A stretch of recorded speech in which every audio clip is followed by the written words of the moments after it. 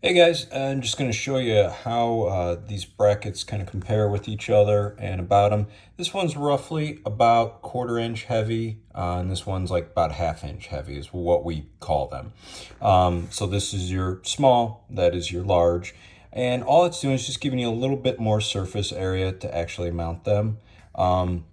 It's really simple. Just take a screw, go through here, and then mount it to whatever mod you have. A toy, a mod you've created, 3D printed, anything and everything. And you could just mount it through there, and it's just simple hole. Number 6 screws fit nicely through there.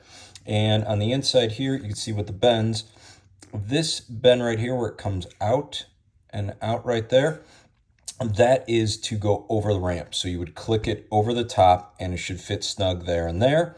Some models, we have a bend on the outside for here and here. Some of the wire ramps get a little wider and you can squeeze it. This is made of stainless steel, spring steel, so it is tough, but you still get a bend on it. You got to squeeze right there.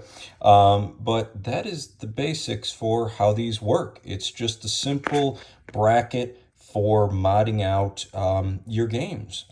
They should be universal on every game that has a wire ramp. There'll be some exceptions where some wire ramps are a little wider, a little smaller, and you'll have to either squeeze the wire ramp in a little bit to get it to click on or over, depending on what your application is.